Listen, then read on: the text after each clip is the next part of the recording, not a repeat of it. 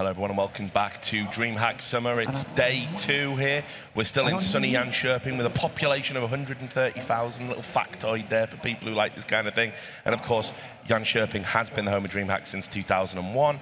I am Richard Lewis, your host for the CSGO desk, and with me a plethora of stars. We've got Fiflaren out of retirement, out of the Twitch offices for his one contracted game. He's going to be, look at that, they remember. I didn't know you had such a big family, Robin. It's incredible, really. Dude, I feel like Michael Jackson. The show's over already.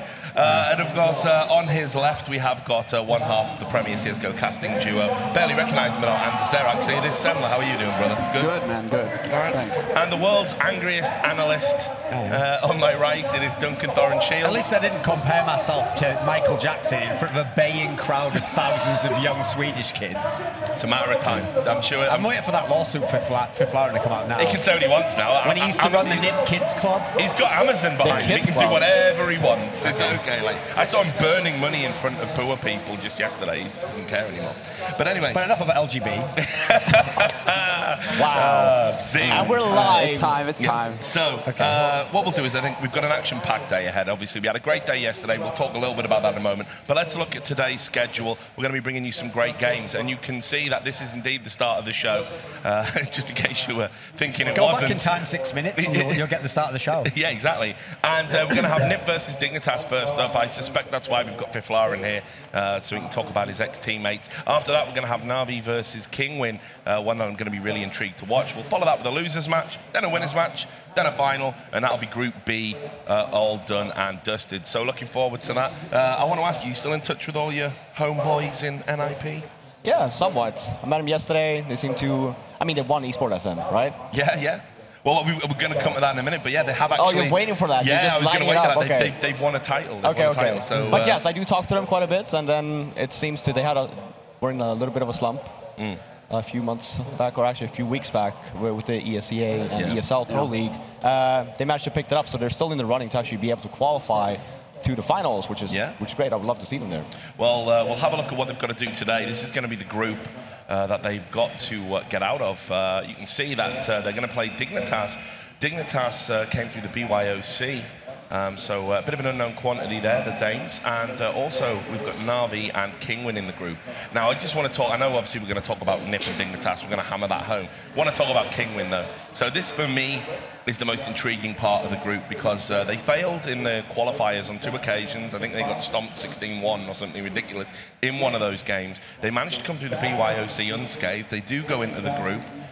What do you make of them then? I mean, obviously they're going to take on Na'Vi, but can Kingwin upset the odds and get out of this group at all, Duncan? It seems very unlikely, not just because of who Kingwin is, but because actually this group's turned out to be reasonably stacked. Like, I didn't know, before this tournament, I didn't know Dignitas were coming. Well, they're actually a team that I think I have them ranked like 8th or something, so they're a top team as well. They've been a team on the rise. They made the semi-finals of DreamHack Tours. They've actually been quite good. Who knows, maybe they can even upset a Na'Vi or a Nip. So the problem here is if you were just facing Na'Vi and Nip, okay, if you get one win over them, you're halfway there. No, in this scenario, Kingwin might end up facing a team that can beat them in every single match. So they definitely got the work out for them. But with that said, we haven't seen them play a LAN yet. So maybe they are better than we think. Maybe they're going to prove us all wrong. But that's why I like the group, actually, because it's so stacked. There's not going to be an easy win that they can get or like an easy fluke. It's probably going to take a higher level of play than I expect from them if they're going to win any games in this group. Okay, well, I'll bring Semler in on that point. Best of 1 format, though, could play a Kingwin strength, couldn't it? Yes. To the point. So I'm gonna go ahead instead. You chime in for Semler then. Okay. Yeah. So what Semler was talking about was that he's looking for great games, and that's it.